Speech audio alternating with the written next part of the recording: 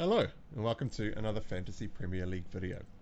My name is Steve, and this season's FPL pricing is a lot more competitive compared to last season. We even have a bit of a premium bracket to choose from this year. Now, I'm actually pretty stoked with the prices that have been released, as I think it is going to make for a much weaker template throughout the season this year, which will make watching the football that much more enjoyable. Now, what do I mean by that? Well, last season I didn't actually care at all what Haaland was doing week on week, unless, of course, I had him captain. It actually ended up making no difference to my team if he blanked or banged a hat-trick, which is not what you want from a 14 million asset, and not really what FPL is there or is designed to do. Now, this season is going to be different. It's going to be a lot tougher than last season's week prices, with a much more diverse range of players making up our squads, meaning we're going to have a lot more rank swings as a result. Now, I'm not saying that the pricing is perfect. I, for example, would have preferred Cole Palmer coming in at around 11.5 million, with Saka and Son up around the 10.5 to 11 million price, and Foden and KDB somewhere in the double digits. And there is still one glaring issue that FPL have not addressed, and that is the issue that resulted in Cole Palmer breaking the game last season.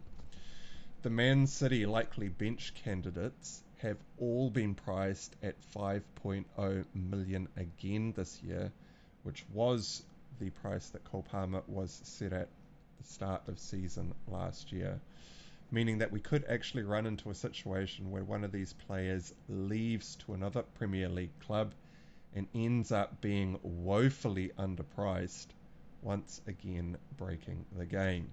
Now, they could have mitigated this issue by setting a price floor of, say, around 7.0 million, which I had mentioned to a few of you in the comments. Let's just hope that none of these players move clubs and end up making it all too easy to get Haaland back into our squads again this season. Anyway, today we're going to take a look at how the early template is shaping up with the managers who have gotten into the game early to set up their squads.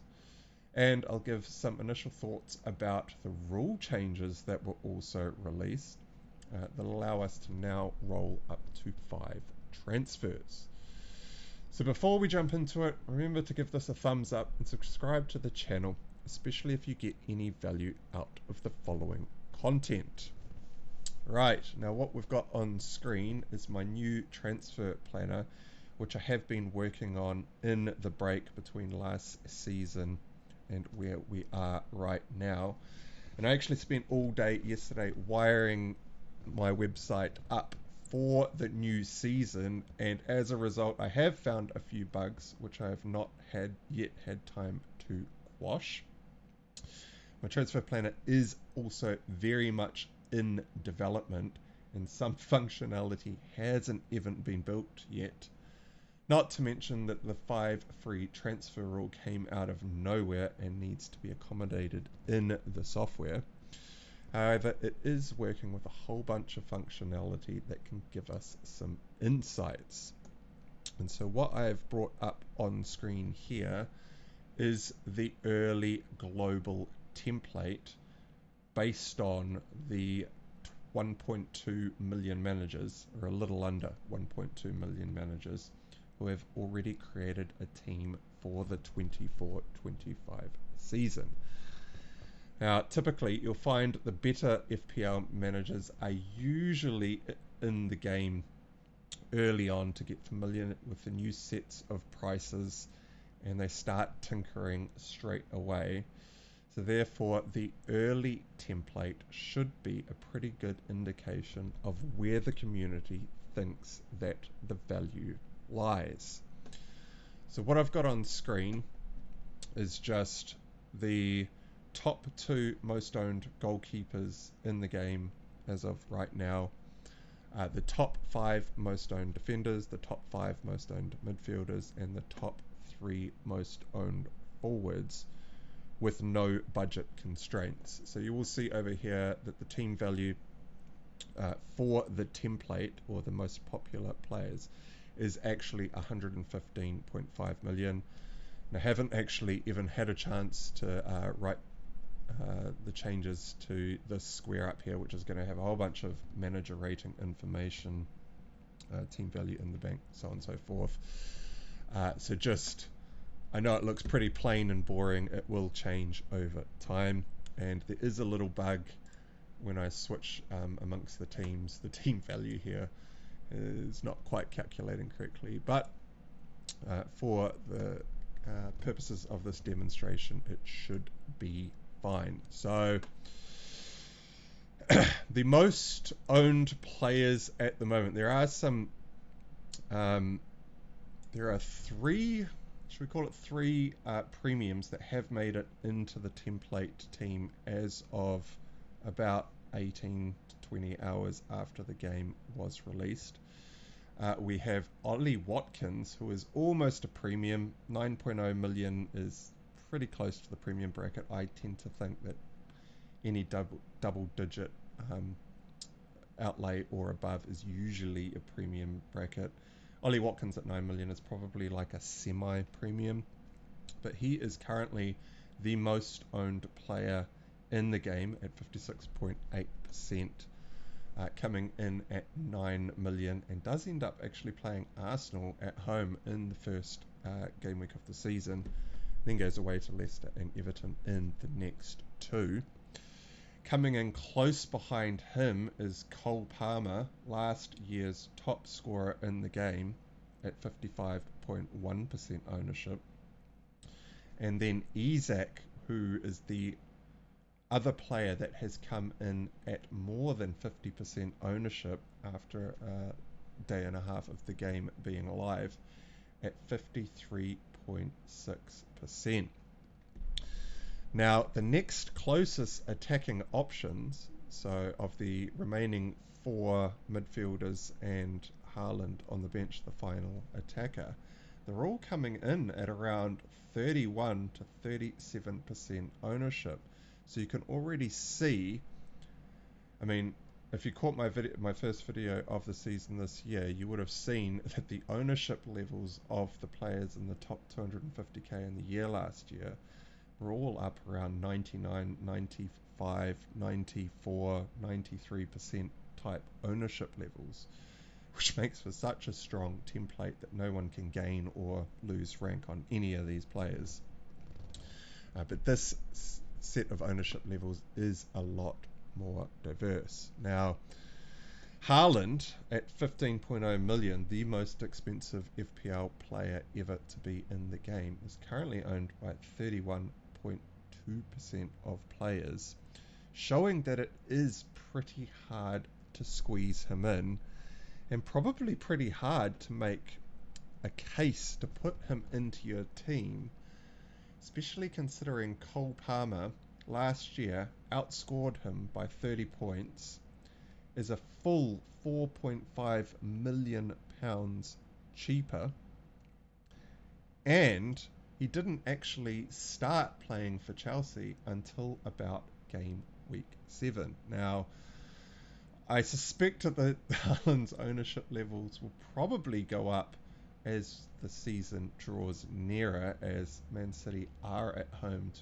promoted Ipswich in game week 1, and then have another set of very good fixtures moving forward.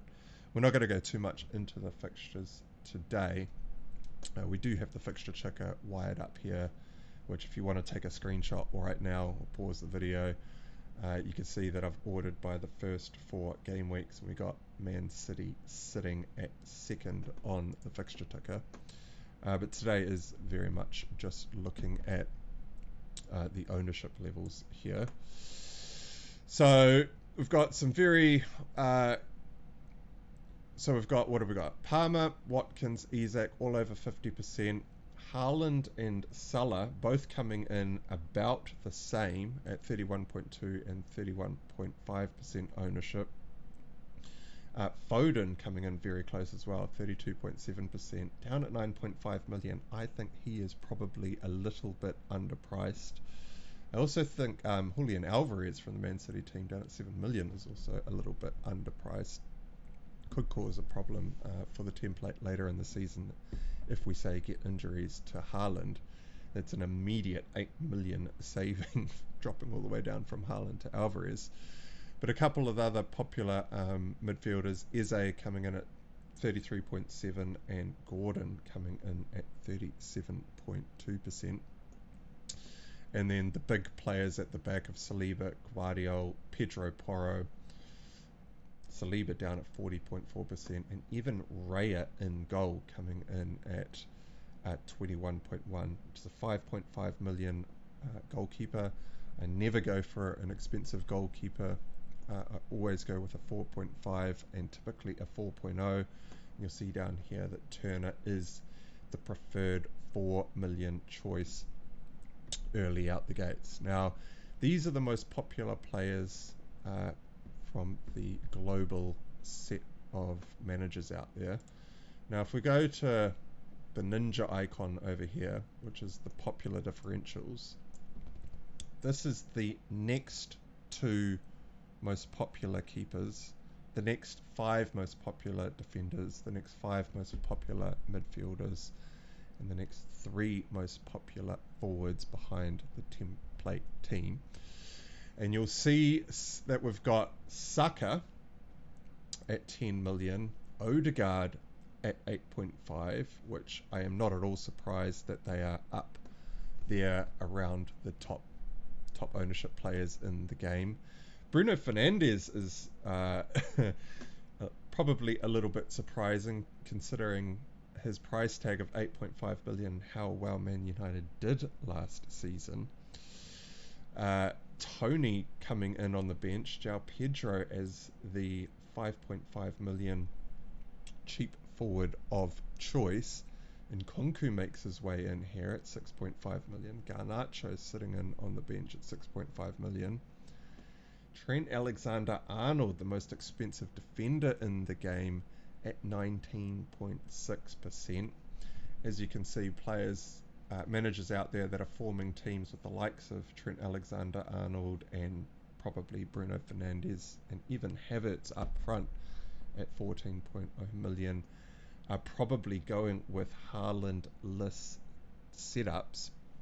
And so if we actually go back to actual template team here, you'll see that Haaland is the 3rd most popular forward at 31.2%, meaning that I think a lot of these players will not be in alongside those Haaland-based teams.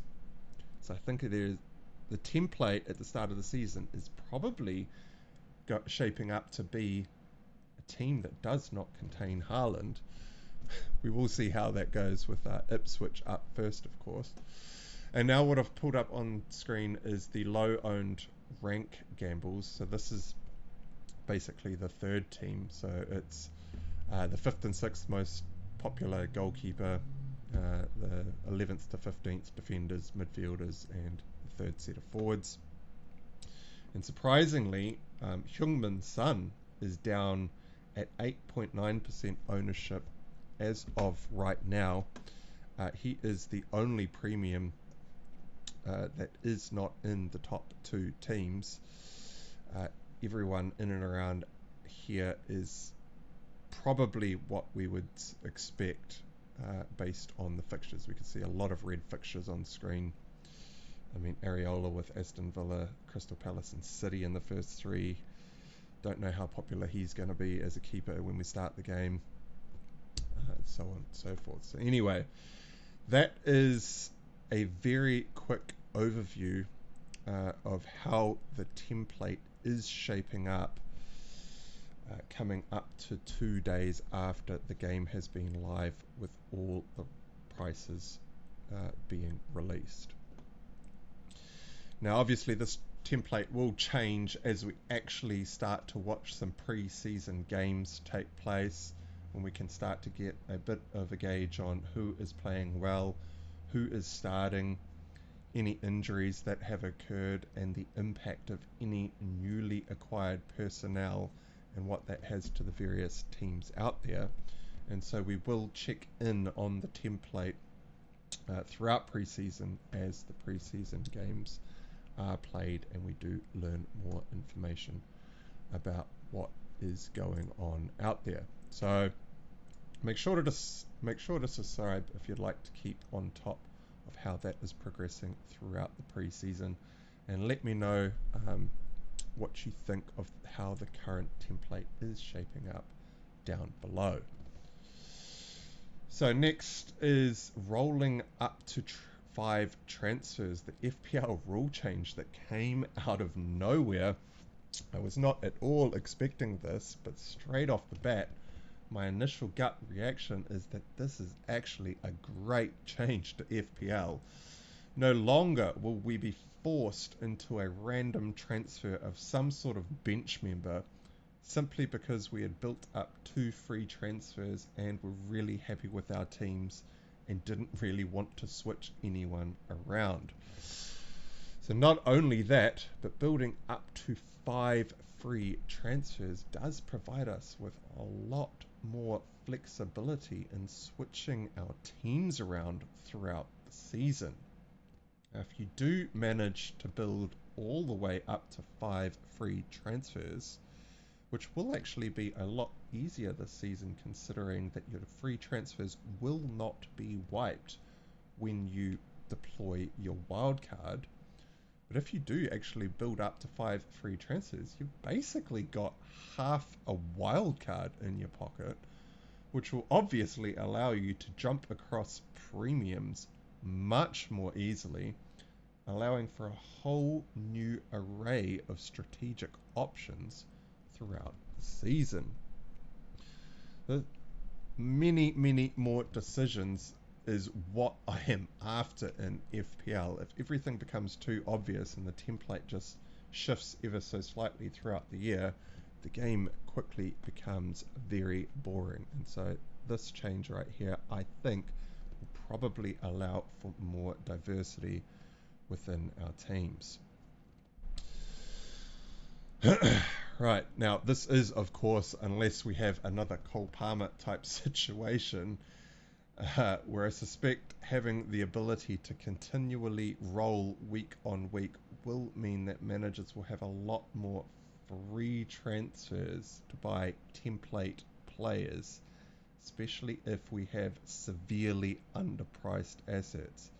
If we have some sort of 5 million Cole Palmer option this season and the ability to just build up a whole bunch of free transfers, it'll be all too easy to get Haaland into our teams, because that 15 million outlay is actually quite hard to fit in, and if you've got a 5 million starting penalty taker that's a great player, it just becomes that much more easy. And as soon as you lock in a very strong template because there are some severely underpriced assets, rolling all the way up to 5 transfers does mean that you can stick to the template very easily without having to take any hits. And so implementing this change in the game does mean that the pricing becomes even more important to not underprice assets. If anything, I would prefer assets to be overpriced, because if there is one asset that's overpriced, we just don't put them into our teams, and the rest of the game is still competitive and still quite diverse. But if you have like just one severely underpriced asset, it just makes getting those premium players into your squads that much more easy, and it does end up ruining the game. So we will have to see how this 5 transfer rule does progress throughout the season.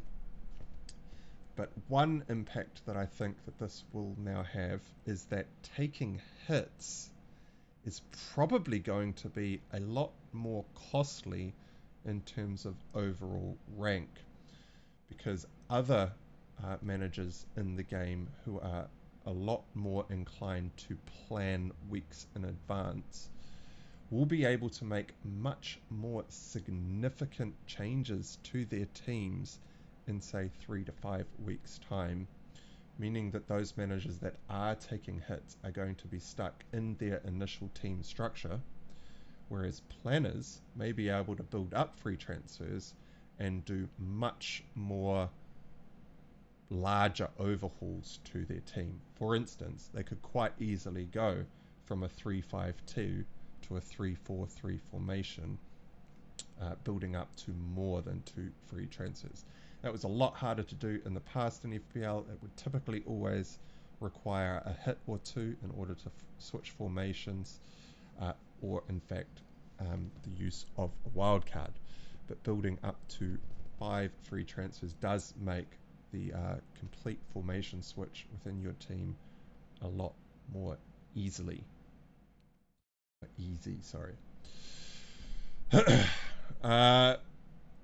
So just quickly on the final rule change, there was some changes to the bonus point system, which I actually think are awesome.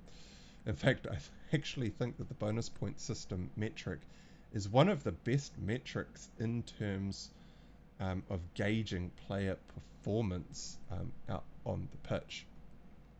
Now, these changes will mean that some players will become more valuable as they start earning more bonus points than they would have in the past.